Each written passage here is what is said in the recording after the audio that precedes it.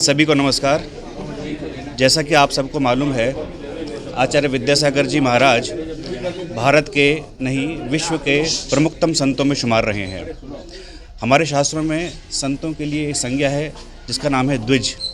द्विज अर्थात जिसका 2 बार जन्म हो। प्रथम बार जन्म होता है माता की कोख से और दूसरी बार जन्म होता है जब उनके गुरु उनको दीक्षा देते हैं।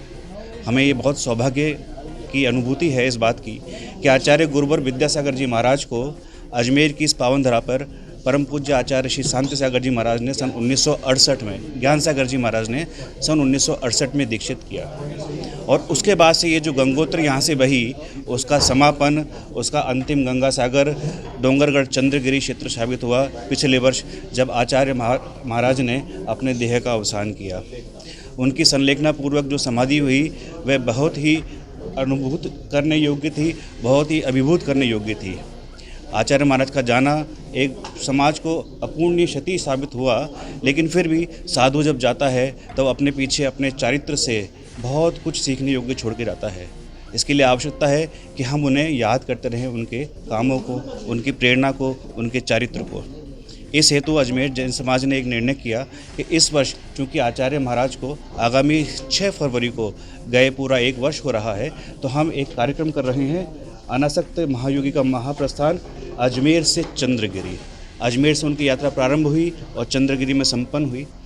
अजमेर में भी उनके 2 केंद्र बड़े प्रसिद्ध रहे, क्योंकि आचार्य महाराज का सानिध्य लाभ अजमेर में समाज को मिला।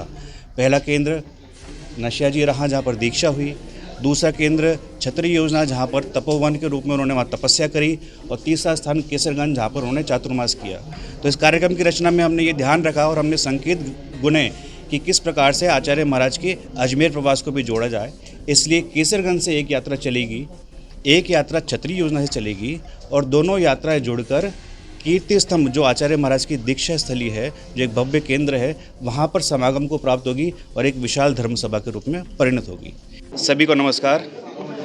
जैसा कि आप सबको मालूम है, आचार्य विद्यासागर जी महाराज भारत के नहीं विश्व के प्रमुखतम संतों में शुमार रहे हैं। हमारे शास्त्रों में संतों के लिए एक संज्ञा है जिसका नाम है द्विज। द्विज अर्थात जिसका 2 बार जन्म हो। प्रथम बार जन्म होता है माता की कोख से और दूसरी बार जन्म होता है जब उनके गुरु उनको दीक्षा देते हैं।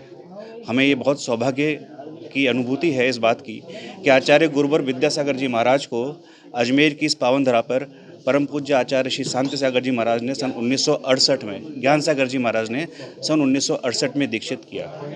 और उसके बाद से ये जो गंगोत्री यहाँ से बही, उसका समापन, उसका अंतिम गंगा सागर डोंगरगढ़ चंद्रगिरी क्षेत्र साबित हुआ पिछले वर्ष, जब आचार्य महाराज ने अपने देह का अवसान किया।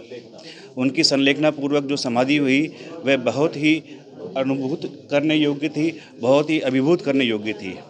आचार्य महाराज का जाना एक समाज को अपूर्णीय क्षति साबित हुआ, लेकिन फिर भी साधु जब जाता है तो अपने पीछे अपने चारित्र से बहुत कुछ सीखने योग्य छोड़ के जाता है।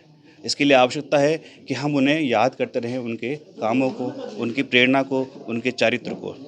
इस हेतु अजमेर जैन समाज ने एक निर्णय किया कि इस वर्ष चूँकि आचार्य महाराज को आगामी 6 फरवरी को गए पूरा 1 वर्ष हो रहा है, तो हम एक कार्यक्रम कर रहे हैं, अनासक्त महायोगी का महाप्रस्थान अजमेर से चंद्रगिरी।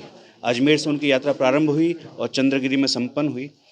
अजमेर में भी उनके 2 केंद्र बड़े प्रसिद्ध रहे, क्योंकि आचार्य महाराज का सानिध्य लाभ अजमेर में समाज को मिला। पहला केंद्र नशिया जी रहा, जहाँ पर दीक्षा हुई। दूसरा केंद्र छतरी योजना, जहाँ पर तपोवन के रूप में उन्होंने वहाँ तपस्या करी। और तीसरा स्थान केसरगंज, जहाँ पर उन्होंने चातुर्मास किया। तो इस कार्यक्रम की रचना में हमने ये ध्यान रखा और हमने संकेत गुने कि किस प्रकार से आचार्य महाराज के अजमेर प्रवास को भी जोड़ा जाए। इसलिए केसरगंज से एक यात्रा चलेगी, एक यात्रा छतरी योजना से चलेगी, और दोनों यात्राएं जुड़कर कीर्ति स्तंभ, जो आचार्य महाराज की दीक्षा स्थली है, जो एक भव्य केंद्र है, वहाँ पर समागम को प्राप्त होगी और एक विशाल धर्म सभा के रूप में परिणत होगी। इसके कार्यक्रम के लिए 5 एवं 6 तारीख मुकर्रर की गई हैं और इसमें अनेक कार्यक्रम किए गए हैं। अब मैं सभी से निवेदन करता हूँ कि सभी पधारें और ये कार्यक्रम का लाभ उठाएं। कार्यक्रम का मुख्य आयोजन मेरवाड़ा स्थित भागचंद जी की कोठी रखा गया है।